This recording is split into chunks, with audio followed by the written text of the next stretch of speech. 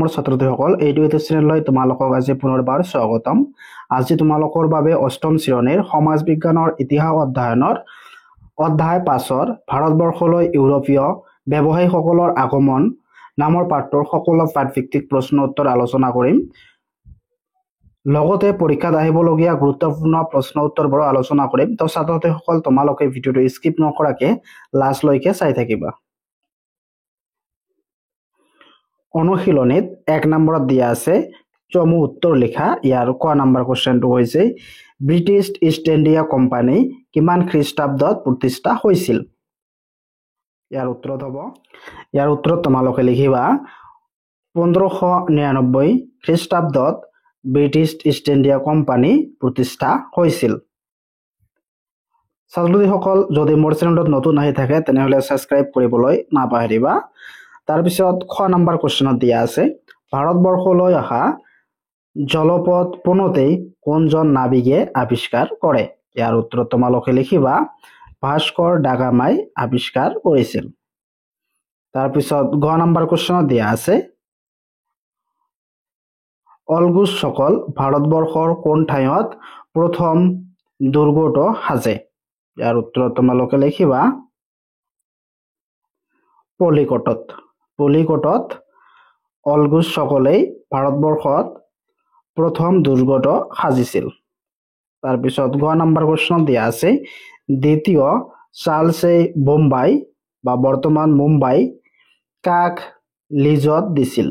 ইয়াৰ উত্তৰত তোমালোকে লিখিবা ইংৰাজ ইষ্ট ইণ্ডিয়া কোম্পানীৰ লিজত দিছিল। তাৰপিছত 9 নম্বৰ কোৱেশ্চনত দিয়া আছে কোনে ব্ৰিটিছ ইষ্ট ইণ্ডিয়া কোম্পানীক ফৰমান জাৰি কৰিছিল? ইয়াৰ উত্তৰত হ'ব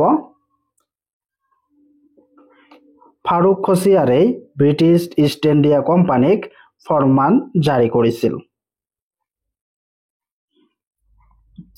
তাৰপিছত 2 নম্বৰত দিয়া আছে ক অংশৰ লগত খ অংশ মিলোৱা। কলম্বাছ এইটো হ'ব আমেৰিকা। তাৰপিছত উইলিয়াম হকিন্স এইটো হ'ব ইংৰাজ কটকী। তাৰপিছত ভাস্কো দা গামা এইটো পৰ্তুগীজ নাবিক। তাৰপিছত দ্বিতীয় চাৰ্লছ এইটো পৰ্তুগীজ ৰাজকুমাৰী। তাৰপিছত পলিকট অলন্দাজ হ'ব। ইয়াত সুবিধাৰ বাবে তোমালোকক এইখিনি উত্তৰ তোমালোকে চাই ল'ব পাৰা। কলম্বাছ হ'ব আমেৰিকা, উইলিয়াম হকিন্স ইংৰাজ কটকী, তাৰপিছত ভাস্কো দা গামা পৰ্তুগীজ নাবিক, দ্বিতীয় চাৰ্লছ পৰ্তুগীজ ৰাজকুমাৰী আৰু পুলিকট এইটো হ'ব অলন্দাজ। তাৰপিছত 3 নম্বৰত দিয়া আছে খালী ঠাই পূৰ কৰা। ইয়াৰ ক নম্বৰ উত্তৰটোত হ'ব ব্ৰিটিছ ইষ্ট ইণ্ডিয়া কোম্পানীয়ে 1600 খ্ৰীষ্টাব্দত ৰাণী প্ৰথম এলিজাবেথৰ পৰা প্ৰচাৰ দেশৰ লগতে ব্যৱসায় বাণিজ্য কৰিবলৈ ৰাজকুমাৰীয়ে অনুমতি পাইছিল। খালী ঠাইত কি হ'ব 1600।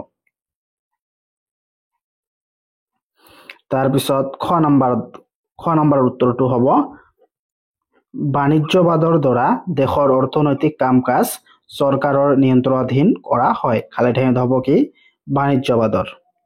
তাৰপিছত গ নম্বৰ উত্তৰটো হ'ব 1661 খ্ৰীষ্টাব্দত দ্বিতীয় চাৰ্লছ বোম্বাই এইটো খালী ঠাইত হ'ব বোম্বাই ইষ্ট ইণ্ডিয়া কোম্পানীক লিজত দিয়ে। তাৰপিছত ঘ নম্বৰ উত্তৰটো হ'ব 1715 খ্ৰীষ্টাব্দত মোগল সম্ৰাট ফাৰুক খাছিয়াৰে ইষ্ট ইণ্ডিয়া কোম্পানীৰ ব্যৱসায় কৰিবলৈ ফৰমান বা অনুমতি প্ৰদান কৰে। খালী ঠাইত হ'ব কি ফাৰুক খাছিয়াৰে। তাৰপিছত 19 নম্বৰ উত্তৰটো হ'ব ইষ্ট ইণ্ডিয়া কোম্পানী ফৰাচীসকলৰ মুখ্য কাৰ্যালয় আছিল। এইটো খালী ঠাইত হ'ব ইষ্ট ইণ্ডিয়া কোম্পানী। তাৰপিছত 4 নম্বৰত কি কৈছে সত্য অসত্য বিচাৰ কৰা। ইয়াৰ ক নম্বৰ কোৱেশ্চনটো হৈছে 18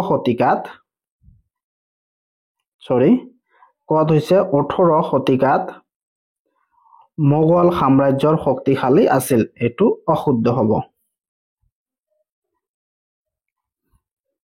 তাৰপিছত খ নম্বৰ কোৱেশ্চনটো হৈছে ব্ৰিটিছ ইষ্ট ইণ্ডিয়া কোম্পানী ভাৰতবৰ্ষত ব্যৱসায় কৰা একমাত্ৰ ইউৰোপীয় কোম্পানী আছিল। এইটো অশুদ্ধ হ'ব। তাৰপিছত গ নম্বৰ কুৱেশ্যনত দিয়া আছে ভাস্কো দা গামাই 1492 খ্ৰীষ্টাব্দত কালিকটত উপস্থিত হৈছিল। এইটো অশুদ্ধ হ'ব। তাৰপিছত ঘত দিয়া আছে ব্ৰিটিছ ইষ্ট ইণ্ডিয়া কোম্পানীৰ চাকৰিয়ালসকলেই নিজা ব্যৱসায় আৰম্ভ কৰাৰ ফলত স্থানীয় উদ্যোগবিলাক সংকটত পৰিছিল। এইটো শুদ্ধ হ'ব। তাৰপিছত 9 নম্বৰত দিয়া আছে বাণিজ্যবাদে উপনিবেশবাদক উদগনি যোগাইছিল। এইটো অশুদ্ধ হ'ব। তাৰপিছত 5 নম্বৰত কি কৈছে দলত আলোচনা কৰি টকা প্ৰস্তুত কৰা। ইয়াৰ ক নম্বৰ কুৱেশ্যনটো হৈছে ইউৰোপীয় বণিজ গোষ্ঠীৰ ভাৰতবৰ্ষৰ আগমনৰ কাৰণ। ইয়াৰ উত্তৰ তোমালোকে এনেদৰে লিখিবা ইউৰোপীয় বণিজ গোষ্ঠীৰ ভাৰত আগমনৰ প্ৰধান কাৰণ হ'ল ইউৰোপত ভাৰত প্ৰচুৰ ধন সম্পত্তিৰ দেশ হিচাপে জনাজাত আছিল। প্ৰাচীন কালৰ পৰাই পাশ্চাত্য জগতৰ লগত ভাৰতৰ বেহা বেপাৰৰ সম্পৰ্ক আছিল। ভাৰতৰ মছলা, বস্ত্ৰ, ৰেচম, ধাতৱ দ্ৰব্য, সোণ, ৰূপ, মূল্যৱান পাথৰ আদিৰ মধ্য যুগৰ ইউৰোপীয় বজাৰত যথেষ্ট চাহিদা আছিল। সেইবোৰ সামগ্ৰী কিছু জলপথেৰে আৰু কিছু স্থলপথেৰে ইউৰোপ পাইছিলগৈ। পিছত ইউৰোপ আৰু প্ৰাচ্যৰ দেশসমূহৰ মাজত থকা বেহা বেপাৰৰ পথ তুৰ্কীসকলে বন্ধ কৰি দিয়াত ইউৰোপীয় বেপাৰীসকলে ভাৰত আৰু চীন দেশলৈ আহিবলৈ নতুন সাগৰীয় পথৰ সন্ধান কৰিবলগীয়া হৈছিল। কেইবছৰমান পিছতেই 1498 খ্ৰীষ্টাব্দত পৰ্তুগীজ নাবিক ভাস্কো দা গামাই ভাৰতৰ লগত প্ৰত্যক্ষ বেহা বেপাৰ পুনৰ প্ৰতিষ্ঠা কৰিবলৈ আহি কালিকট বন্দৰত পদাৰ্পণ কৰে। সেই সময়ত কালিকটৰ প্ৰাচ্যৰ বেহা বেপাৰৰ এক মুখ্য বন্দৰ আছিল। বেহা বেপাৰৰ এই প্ৰতিদ্বন্দ্বিতাই আন ইউৰোপীয় শক্তিসমূহক ভাৰতলৈ আহিবলৈ উদ্বুদ্ধ কৰিছিল। তাৰপিছত খ নম্বৰ কুৱেশ্যনত দিয়া আছে বাণিজ্যবাদ বুলিলে কি বুজা? বাণিজ্যবাদ আৰু উপনিবেশবাদৰ মাজৰ পাৰ্থক্য কি? ইয়াৰ উত্তৰ তোমালোকে এনেদৰে লিখিবা বাণিজ্যবাদ বুলিলে ব্যৱসায় বাণিজ্য বা অৰ্থনৈতিক কাৰ্যকলাপ চৰকাৰৰ দ্বাৰা নিয়ন্ত্ৰণ কৰাকে বুজায়। 16 শতিকাৰ পৰা 18 শতিকাৰ সময়ছোৱাত ইউৰোপৰ প্ৰধান দেশবোৰ বৈদেশিক বেপাৰ বাণিজ্যৰ সৰ্বাধিক গুৰুত্ব আৰোপ কৰিছিল যদিও লাহে লাহে দেশবোৰ বেপাৰৰ সামগ্ৰী ৰপ্তানি কৰাত গুৰুত্ব দি আমদানি কৰিবলৈ অনিচ্ছুক হয়। কোনোৱে যদি আমদানি নকৰে ৰপ্তানি কলৈ কৰিব? ফলস্বৰূপে বেপাৰৰ সামগ্ৰী ৰপ্তানি কৰিবৰ বাবে বজাৰৰ প্ৰয়োজন হোৱা ইউৰোপৰ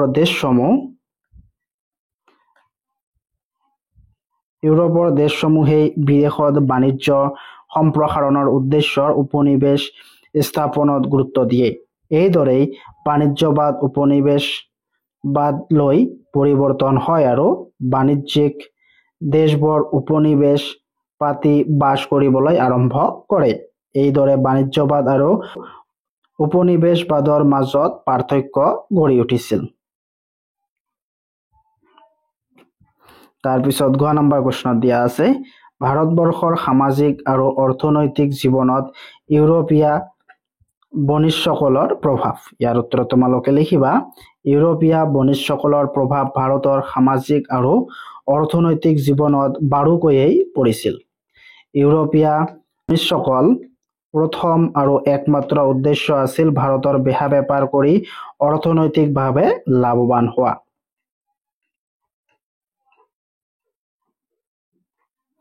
লাহে লাহে ইউৰোপীয়ান কোম্পানীবোৰে আন ইউৰোপীয়ান জাতি আৰু অন্য দেশীয় বেপাৰীক চেৰ পেলাই ব্যৱসায়িক আৰু ৰাজনৈতিক ক্ষেত্ৰত গোটেই ভাৰততে আধিপত্য বিস্তাৰ কৰে। কোম্পানীৰ ব্যৱসায়ৰ উপৰিও কোম্পানীৰ বিষয়া কৰ্মচাৰীসকলেও নিজাববীয়াকৈ ব্যৱসায় চলাবলৈ ধৰে। ইয়াৰ ফলত স্থানীয় উদ্যোগবিলাক সংকটৰ সন্মুখীন হ'ব লগা হৈছিল। এইসকল লোকেই স্থানীয় শিপিনীসকলক তেওঁলোকৰ উৎপাদিত সামগ্ৰী অতি কম দামতে বিক্ৰী কৰিবলৈ বাধ্য কৰাইছিল। আন বিদেশী কোম্পানীক সামগ্ৰীবোৰ বিক্ৰী কৰিবলৈ দিয়া নহৈছিল। ইয়াৰ ব্যতিক্ৰম হ'ল তেওঁলোক কঠোৰ শাস্তিৰ সন্মুখীন হ'ব লগা হৈছিল।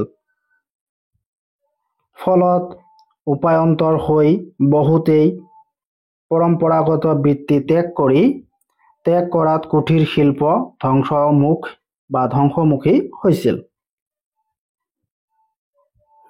ইষ্ট ইণ্ডিয়া কোম্পানীয়ে নতুন ভূমিৰাজহ ব্যৱস্থাৰো প্ৰৱৰ্তন কৰিছিল, যেনে চিৰস্থায়ী বন্দোবস্ত, ৰায়তবাৰী ব্যৱস্থা, মহলদাৰী ব্যৱস্থা আদি। ইয়াৰ ফলত মাটিৰ খাজনা অধিক পৰিমাণে বৃদ্ধি পাইছিল আৰু জমিদাৰ মহাজনৰ প্ৰতিপত্তি বাঢ়ি গৈছিল।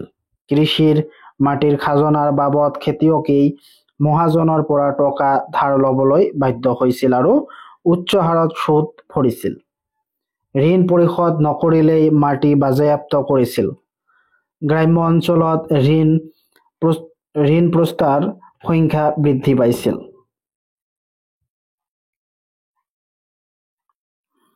ভাৰতৰ নিচিনা কৃষিপ্ৰধান দেশৰ কৃষকৰ সংখ্যা সেই সময়ত প্ৰায় 80-90% আছিল। গতিকে দেশৰ সৰহসংখ্যক প্ৰজাই দৰিদ্ৰ জীৱন যাপন কৰিব লগা হৈছিল।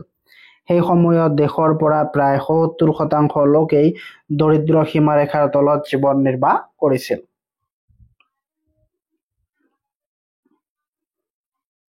তাৰপিছত 6 নম্বৰত কি কৈছে?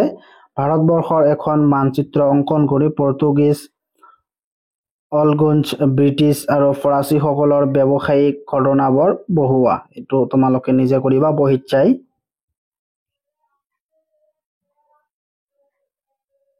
তাৰপিছত 7 নম্বৰ প্ৰশ্নত দিয়া আছে, ব্ৰিটিছসকলে প্ৰৱেশ কৰাৰ পূৰ্বেই ভাৰতবৰ্ষত উপলব্ধ ভাৰতীয় কুটিৰ শিল্প উদ্যোগসমূহৰ এখন তালিকা প্ৰস্তুত কৰা।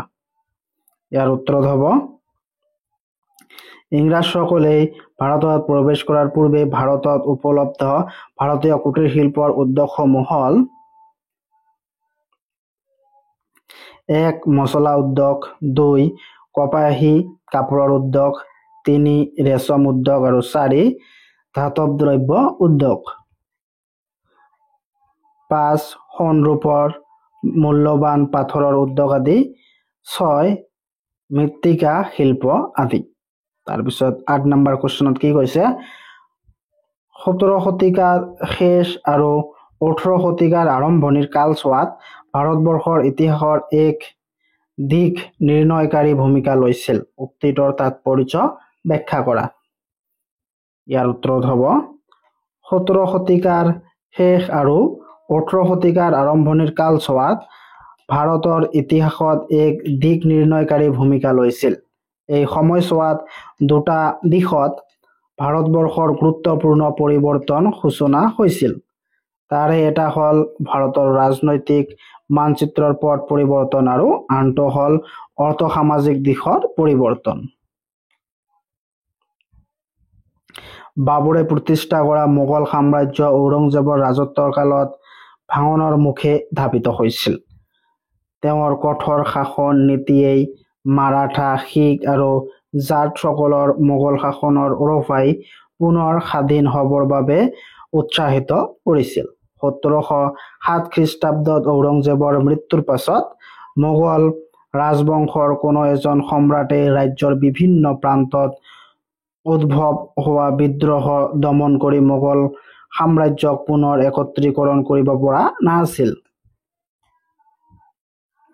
ফলস্বৰূপে মোগল শাসনৰ দুৰ্বলতাৰ সুযোগ লৈ মোগলৰ শাসনাধীন বিভিন্ন স্থানত বহুতো সৰু সৰু স্বাধীন ৰাজ্যৰ উত্থান হয়। এই ৰাজনৈতিক অস্থিৰতাৰ সুযোগ লৈয়ে ইষ্ট ইণ্ডিয়া কোম্পানীয়ে ভাৰতবৰ্ষৰ আধিপত্য স্থাপনৰ দিশে অগ্ৰসৰ হয়।